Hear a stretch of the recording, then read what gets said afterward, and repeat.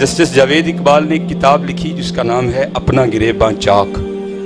تو اس میں وہ لکھتا ہے کہ جب علامہ محمد اقبال رحمۃ اللہ تعالیٰ علیہ گول میز کانفرنس میں شرکت کے لیے گئے نا، تو میں نے پیچھے سے خط لکھا کہ ابا جی میرے لیے ریڈیو بھیجیے گا.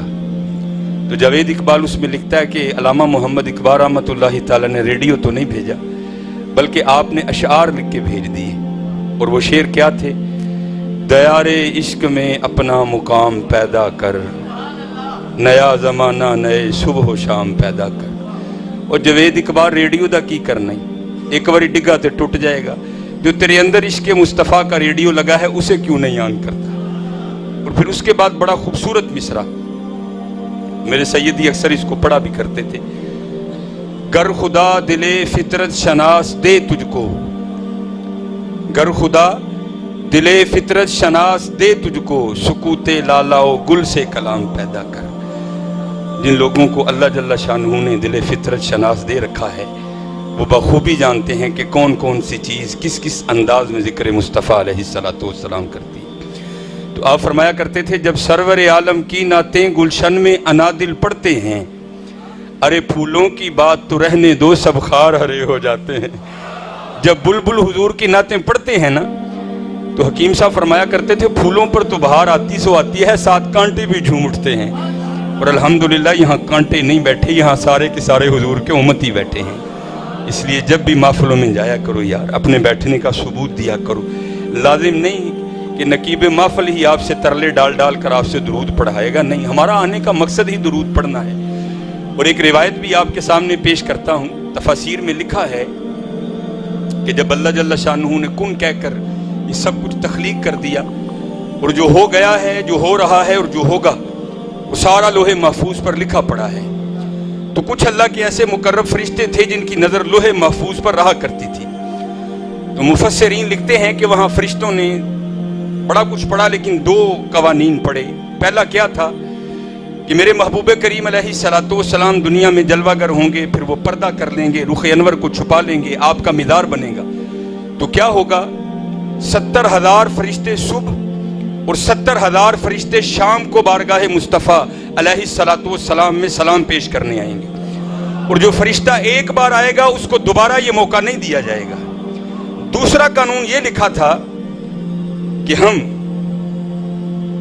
بشر جو ہے یہ بار بار جائیں گے. علماء سے آپ اکثر سنتے ہیں جب ہمارے جد امجد کی تخلیق ہوئی تو تب بھی فرشتوں نے وَإِذْ قَالَ رَبُّكَ لِلْمَلَائِكَةِ إِنِّي جَاعِلٌ فِي الْأَرْضِ خَلِيفَةً قَالُوا أَتَجْعَلُ فِيهَا مَن يُفْسِدُ فِيهَا. فرشتوں نے تب بھی کہا تھا، تو اب بھی ان کی نظر میں تھا. تو مفسرین نے لکھا ہے کہ فرشتوں نے اپنے بازوؤں پر سیاہ رنگ کی پٹیاں باندھی اور ہاتھوں میں سیاہ رنگ کے جھنڈے اٹھائے، اور حضرت سیدنا جبرائیل امین علیہ السلام کی معیت میں اللہ کی بارگاہ میں حاضری دی. اللہ تو عالم الغیب ہے، سارا کچھ جانتے ہیں. پھر بھی پوچھا او فرشتوں کیسے آنا ہوا؟ عرض کی یا اللہ ہم نے لوح محفوظ پر پڑھا ہے کہ جب تیرے محبوب کریم علیہ السلام کا مدار بنے گا تو 70,000 فرشتوں کو تو صبح اور 70,000 فرشتوں کو تو شام سلام بھیجنے کے لیے بھیجا کرے گا، اور جو فرشتہ ایک بار جائے گا اس کی باری دوسری بار نہیں آئے گی. تو دوسرا قانون یہ لکھا ہے کہ یہ حضرت انسان جو گناہ بھی کرے گا، جو غیبت بھی کرے گا، جو چغلی بھی کرے گا، اور بھی گناہ کرے گا، اور اس کے بعد بھی اس کی گندگی کا یہ عالم ہے کہ اس کی آنتوں میں پخانہ ہوگا، اس کے پھیپھڑوں میں بلغم ہوگا، اس کی رگوں میں خون گردش کرے گا. یا اللہ یہ بار بار اور ہم صرف ایک بار. تو مفسرین نے لکھا اللہ نے فرمایا فرشتوں یہ قانون تو نہیں بدلے گا، یہ تو اسی طرح رہے گا. تو فرشتوں نے عرض کی یا اللہ پھر تیرے محبوب کے بغیر ہمارا گزارا کیسے ہوگا؟ تو مفسرین نے لکھا ہے وہاں اللہ جل شانہ نے فرشتوں کو حکم دیا، اور فرشتوں وہاں تو تمہیں دوبارہ نہیں بھیجوں گا، ہاں جہاں کہیں بھی میرے محبوب کے ذکر کی محفل سجا کرے گی نا وہاں چلے جانا، تم کو وہ والا ہی مزہ آئے گا. اور اتنے تم نہیں یہاں آئے بیٹھے جتنے وہ آئے بیٹھے ہیں. ہاں یہاں آج حضور کی باتیں ہوں گی، آج یہاں حسن یار کا چرچا ہوگا، آج یہاں محبوب کی زلفوں کا تذکرہ ہوگا. تو یار کیا جا کر کہیں گے وہ کہ درود ہی نہیں پڑھتے کوئی؟ نہ یار، اس طرح ہر محفل میں اتنا جھوم کر درود پڑھا کرو کہ سارا سما بھی تمہارے ساتھ جھومنے لگ پڑے. لیکن ہماری، کیونکہ مقصد کیا ہے محفل کا؟ ختم نبوت. محفل کیا ہے؟ محبت رسول. محفل کیا ہے؟ عظمت رسول. محفل کیا ہے شان رسول، محفل کیا ہے ذکر رسول. تو میرے دوستو محفل ہو لیکن اس والہانہ انداز سے ذکر رسول نہ ہو تو پھر مزہ تو نہ آئے. اس لیے میرے دوستو خوب محبت سے حضور پر درود پڑھا کرو.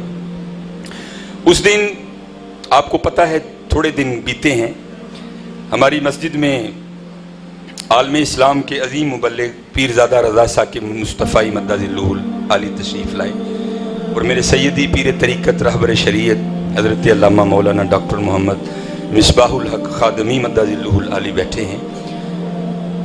اگر میں ان کا نام نہ بھی لوں تو کوئی نہیں، لیکن آپ نے ہمیں یہ سکھایا ہے کہ بھائی حقیقت کا تقاضا یہ ہے کہ جس سے بات سنی ہے اسی کا نام لے کر بیان کی جائے. کوئی تو نہیں سن رہا لیکن اللہ تو سن رہا ہے نا، تو نے دگا دے دیا لوگوں کو. تو بڑی خوبصورت بات آپ نے بیان کی.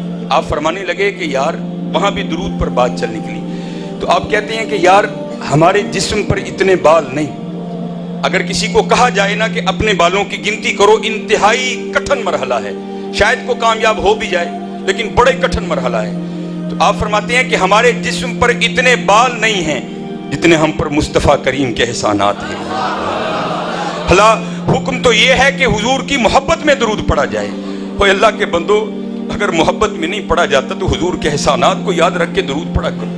اور یہ بات میری نہیں ہے، یہ بات ہمارے امام اہل سنت الشاہ امام محمد رضا خان فاضل بریلوی رحمت اللہ تعالی علیہ کی بھی ہے. آپ کیا فرماتے ہیں؟ آپ فرماتے ہیں جو نہ بھولا ہم غریبوں کو رضا. ہم تو حضور کی محفل میں، حضور کی مسجد میں آ کر بھول جاتے ہیں. درود پڑھتے ہوئے ہمیں ہچکچاہٹ ہوتی ہے، درود پڑھتے ہوئے ہمیں شرم آتی ہے. قربان جاؤں حضرت، ہم قالین پر بیٹھ کر بھی درود پڑھتے ہوئے ہچکچاتے ہیں. سلام ہے حضرت بلال کی محبت کو جو کوئلوں پر لیٹ کر بھی پڑھا کرتے تھے. سلام ہے صحابہ کی محبت کو جو بدر کے میدان میں تلواروں کے سائے کے نیچے بھی پڑھا کرتے تھے. نہ یار نہ چھوڑو میرے دوستو. اقبال پہلے کہہ گئے تھے یہ فاقہ کش جو موت سے ڈرتا نہیں ذرا، روح محمد ذرا اس کے بدن سے نکال دو. اور مسلمانوں ہوش میں رہنا، تم پر یہ وقت آئے گا بڑے بڑے ہیلوں اور بڑے بڑے اندازوں سے تمہارے دلوں سے حضور کی محبت کو نکالا جائے گا. جاگتے رہنا. اور میرے دوستو یہ اس بات کا ثبوت ہے کہ سلسلے کمزور پڑ رہے ہیں. نا یار یہ کیا ہوا؟ ہونا تو یہ چاہیے حضور کا نام آئے سارے جھوم اٹھے، نقیب کو کہنے ہی نہیں پڑے، ہم خود ہی اتنا جھوم جھوم کر پڑھیں کہ ہر ایک کو لطف آ جائے. نا جو نہ بھولا ہم غریبوں کو رضا، ذکر اس کا اپنی عادت کیجیے. اگر دنیا میں جلوہ گر ہوئے تو پھر امت، جب بھی کبھی کرم کا موقع آیا تو پھر امت، جب جانے لگے تو پھر امت. حضرت سیدنا قسم رضی اللہ تعالیٰ عنہ فرماتے ہیں میں وہ آخری شخص ہوں جو حضور نبی کریم علیہ الصلوۃ والسلام کے مزار مبارک سے باہر نکلا. آخری شخص آپ فرماتے ہیں میں ہوں. فرماتے جب جی نکلنے لگا تو میرا پھر جی چاہا میں ایک بار پھر حضور کا روح انور دیکھ لوں.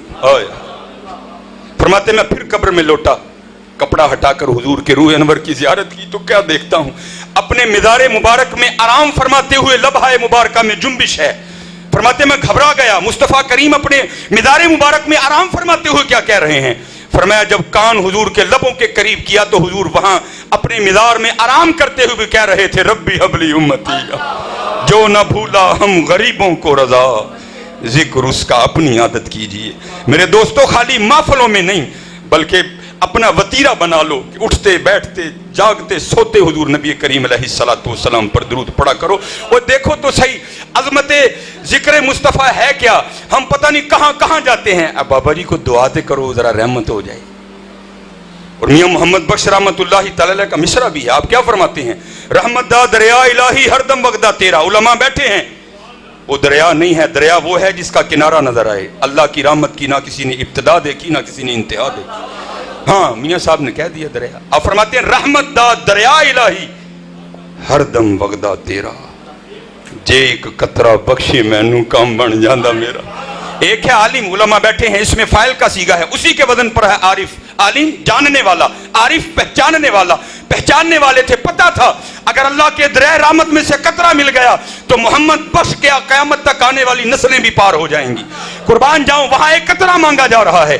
حضرت ابو ہریرہ رضی اللہ تعالیٰ عنہ راوی ہیں. آپ فرماتے ہیں حضور کا شانہ مبارک سے اس طرح جلوہ گر ہوئے، روح انور پر بڑے زیادہ خوشی کے آثار تھے. کہتے جب محبوب کو اتنا خوش دیکھا تو عرض کی آقا کریم آپ اتنے خوش کیوں ہیں؟ فرمایا اے ابو ہریرہ ابھی جبرائیل امین علیہ السلام خدا کا سلام اور پیغام لے کر آئے تھے. سلام کے بعد پیغام یہ آیا ہے محمد بخش قطرہ مانگے گا.